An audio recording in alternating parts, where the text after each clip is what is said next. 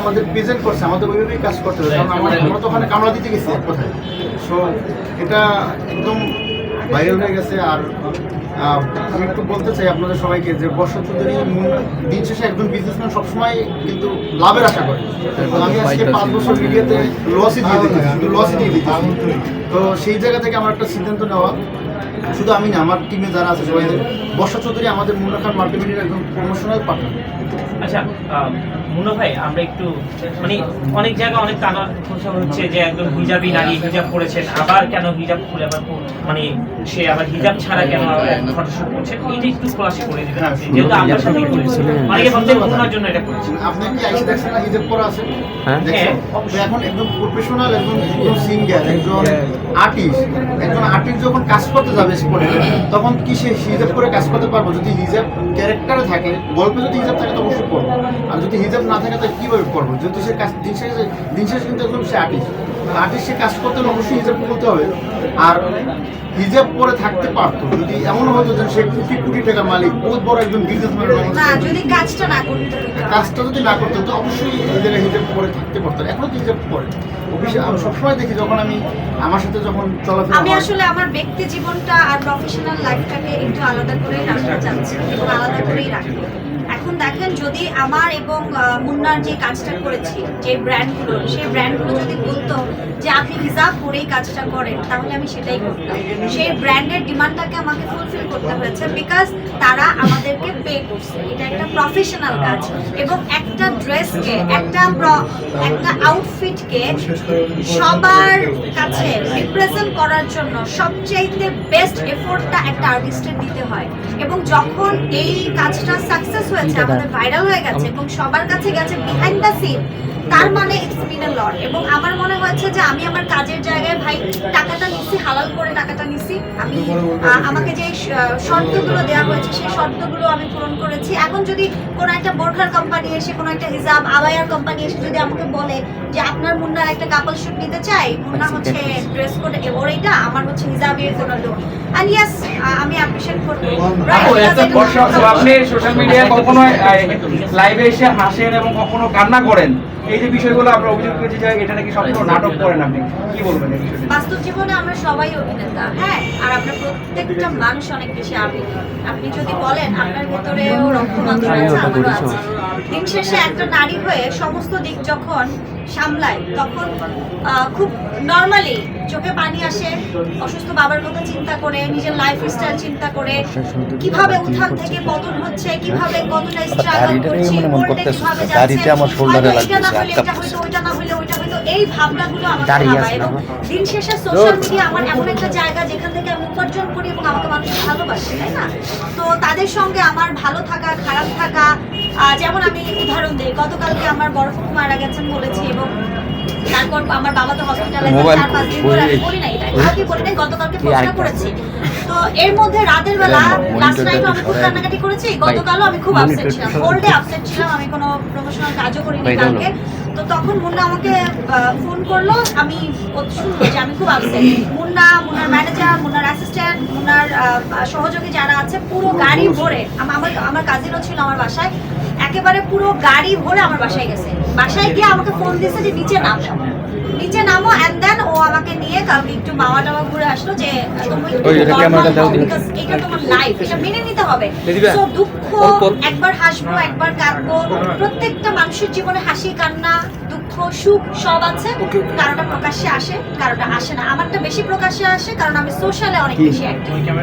এই বিষয়গুলো আপনার চোখে পড়ে কিনা, যে অভিযোগের কথা বললাম? এগুলা অভিযোগ, কান্নাটা কিন্তু কেউ করতে পারে না। কান্নাটা কখন আসে? যখন কষ্ট আসে, তারপরে কিন্তু কান্নাটা আসে। আর কান্নাটা কেন কাঁদছে সেটাও কিন্তু আসে অনলাইনে, ডিলিট করে দেন, চাইলেই ডিলিট করে দেবেন। এটা একদম সবার কাছে ক্লিয়ার যে কেন কান্না করছে। আর এখন আর কাঁদতে চায় না, এখন কাজ করতে চায়, ব্যাক করতে চাই। আপনি হিজাব পড়লেন, আবার হিজাব আবার কখনো বলছেন যে হিজাবের জন্য কাজ পাচ্ছি না, তো আমরা শিরোনাম কি দিব? শিরোনাম যাইছে, শিরোনামটা আপনাদের, নিউজ আপনাদের।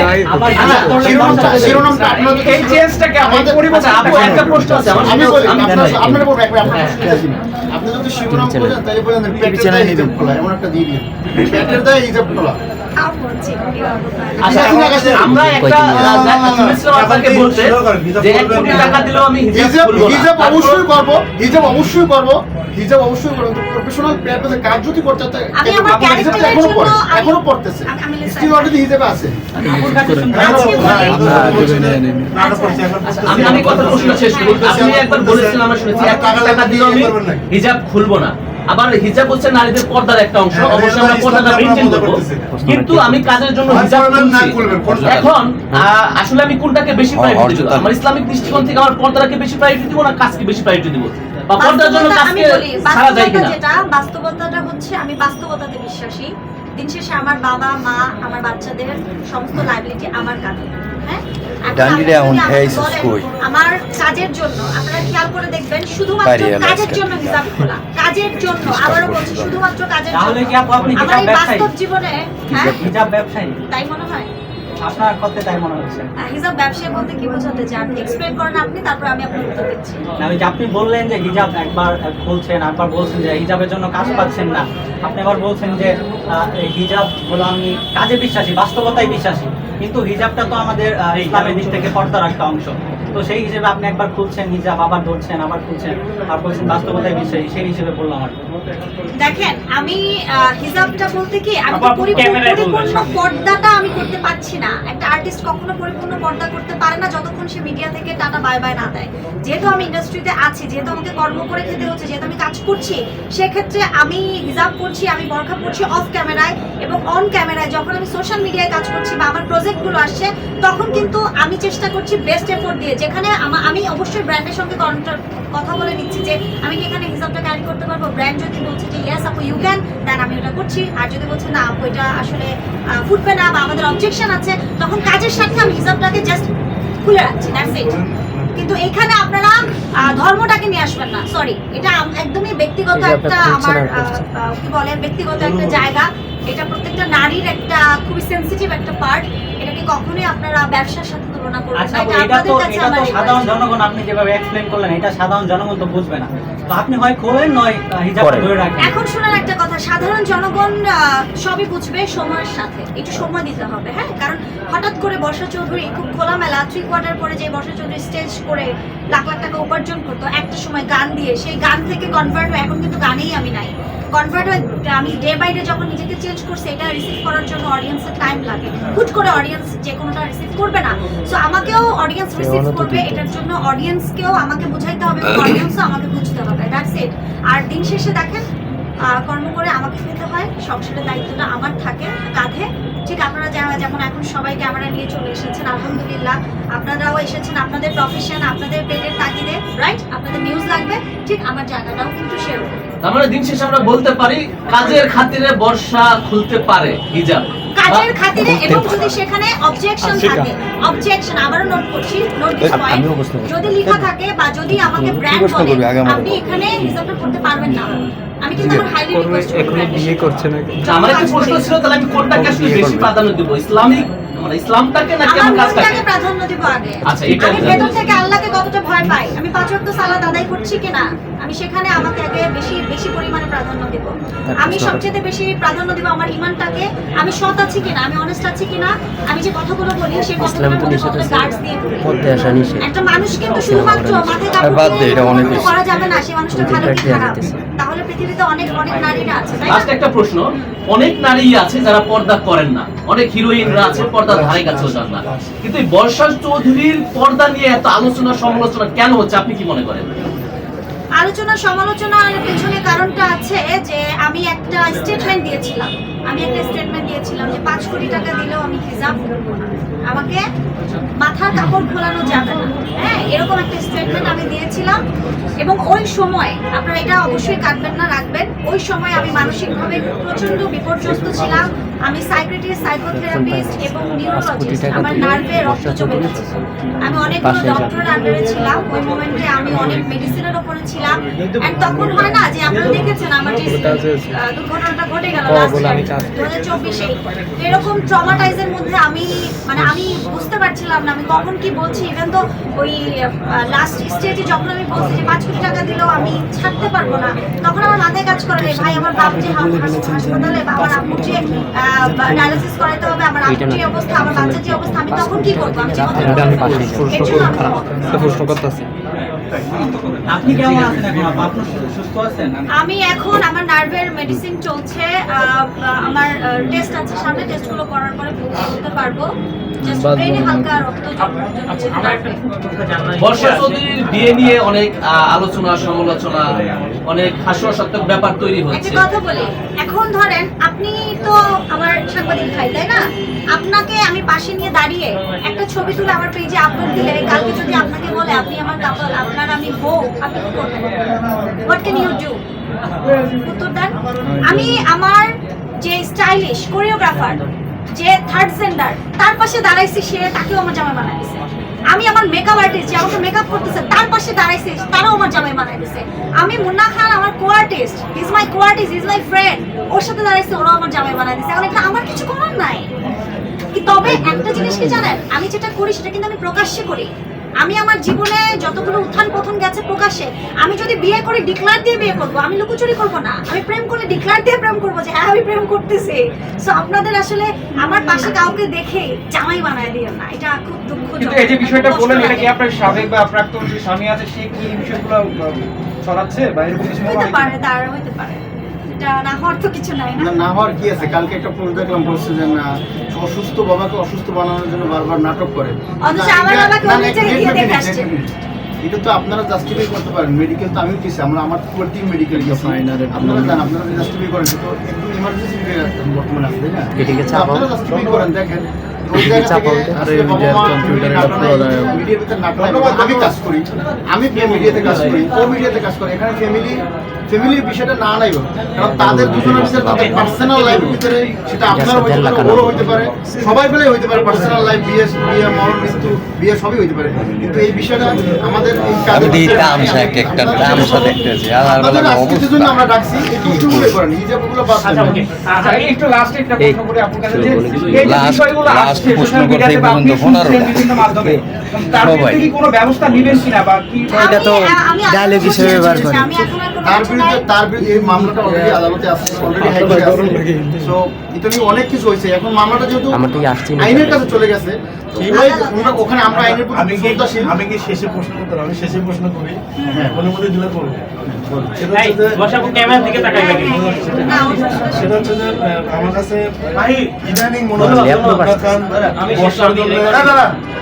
আমি কিন্তু এখন সাংবাদিক, আমি হ্যাঁ, বর্ষার ছিলাম। বলো, বলো। ইদানিং দেখছি যে মুন্না খান বর্ষার জন্য অনেক কিছু করছে, বর্ষাকে নিয়ে একটু আপসেট। বাবা অসুস্থ ছিল। আমরা দেখলাম যে হাসপাতালে গেছেন।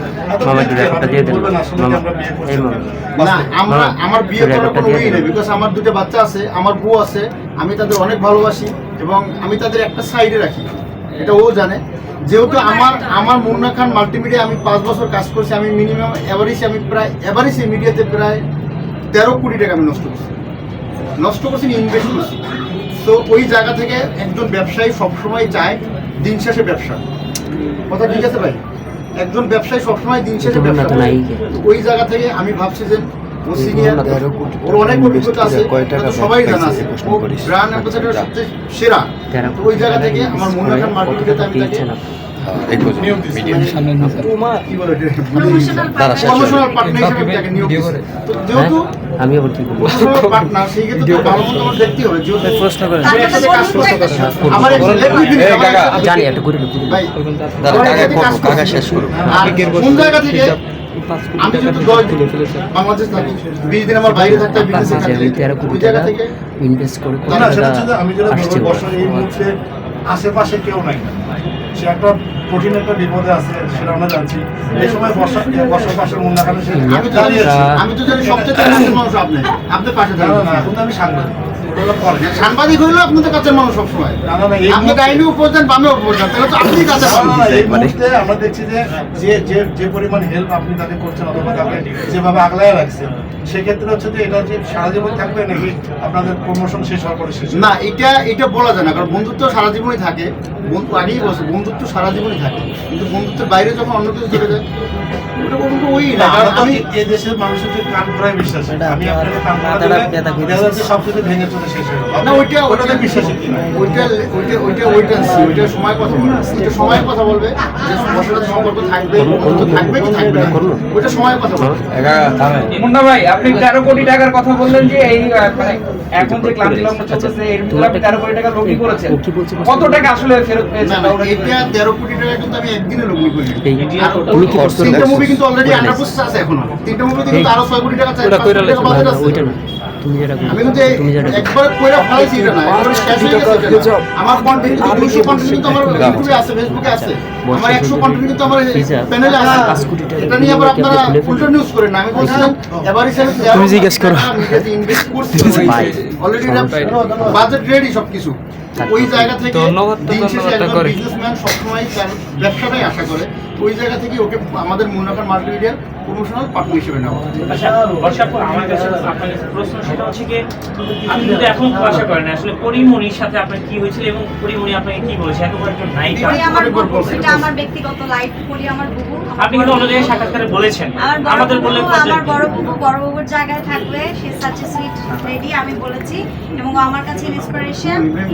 ও আমার ব্যক্তিগত জীবনে অনেক বেশি পরিমাণের আমাকে মানে হয় না যে দুঃখটাকে ভুলে একটু ওই হাসিটাকে খুব সহজে আমার কাছে এনে দিয়েছে। কিন্তু আপনি বিষয়টা তো একটা সাক্ষাৎকারে বলেছিলেন, সেই বিষয়টা জানতে চাচ্ছিলাম আর কি আপনার কাছ থেকে। কোনটা? পরির সাথে এত খুঁজে তাকানো হয় না আপনাদের? আমাদের কাজই তো এটা। এইটুকুতেই থাকি, হ্যাঁ, এরপরে আর না যাই আমরা। ঠিক আছে, আর কোনো প্রশ্ন? Good night. টিম ঢুকবে। নাকি একটু খাবেন? কেটে হন। কি করবেন বলেন? আচ্ছা খাবে সবাই খাবে, আপনি আমি একটা কথা বলতে চাই, আপনাদের মাধ্যমে বলতে চাই, আর রাসেল মিয়ার সাথে আমার সাথে কোনো পার্সোনাল দুশ্মনী নাই, পার্সোনাল কোনো সম্পর্কও নাই। রাসেল মিয়া মিডিয়ার একজন অভিনেতা, আমিও একজন মিডিয়ার অভিনেতা। আচ্ছা, মনে হয় রাসেল মিয়া একজন প্রযোজক, আমি শুনছি ছোট হইলেও ওয়াইফের ওটা আপনার বানাইছে। পাশে বসেছে। আমিও একজন রাসেল ভাই প্রযোজক। দেখে চোখ এর বাইরে আর কিছু তার সাথে আমার সাথে কোনো প্রতিদ্বন্দ্ব নাই, রাসেল কোনো ভাইয়ের দ্বন্দ্ব কিছু ওয়াইফ নাই। এখন সাবেক আমি তার ভাই, ওয়াইফ সে পাশে আমার ভাই বসেছে। কয়। রাসেল ভাই দেখে পার্সোনাল লাইফে রাসেল মিয়ার পার্সোনাল লাইফে যদি কিছু থাকে কমু? ওইটা একমাত্র তার ব্যক্তিগত ব্যাপার। আমি ওর সাথে কাজ করছি, ও আমার কোম্পানিতে জয়েন করছে, তো ওর সাথে আমার পরিবার থাকতেই পারে। এখানে এত নেগেটিভ সবার আগে হচ্ছে আমি একটা জিনিস বলি, হাজবেন্ড ওয়াইফের সম্পর্কটা দীর্ঘদিন না টিকলেও আমরা দেখেছি আমাদের এই অঙ্গনে, আমাদের এই কি বলে মিডিয়া সেক্টরে যারা আমরা কাজ করি, হাজবেন্ড ওয়াইফ প্রেমিক প্রেমিকার সম্পর্কটা হয়তো মানে সাধ্য সবকিছু মিলে হয়তো খুব বেশি টিকে না। কিন্তু আমাদের বন্ধুত্বের সম্পর্কটা আমাদের কাছে আসলে কোনো কিছু বিনিময় নাই। আমরা নিট অ্যান্ড ক্লিন ভাবে কাজ করতে চাচ্ছি এবং একটা কাজের পরে প্রচুর অফার আসছে। একটা কোরিয়ান ব্র্যান্ডকে আমরা রিপ্রেজেন্ট করতে যাচ্ছি দুজনে মিলে। সো এই কাজগুলো করতে চাই এবং আমাদের বন্ধুত্বটা যেন থাকে। আপনারাও দোয়া করবেন, কাজ করা যাই দেন, এন্ড অফ দ্য ডে আমরা আসলে ভালো কাজ করতে চাই। That's it. মোনা ভাই, বর্ষা আপুর সাথে কাজ করার পর রাসেল মিয়ার পক্ষ থেকে আপনি কোনো ফোন পেয়েছিলেন কিনা? না না না, কেউ আমাকে এরকম ওর পার্সোনাল লাইফ নিয়ে আমাকে কেউ ফোন ভাই তাহলে পার্সোনাল আপনি কেন তাহলে তাকে নিয়ে পোস্ট দিয়েছেন? আপনারা অনেকে, আমি অনেক নিউজে দেখছি, এই জন্য আমি রাসেল মিয়াকে আমি ক্লিয়ার করে দিলাম যে ভাইয়ের সাথে আমার সাথে কোনো পার্সোনাল কোনো প্রবলেম নাই।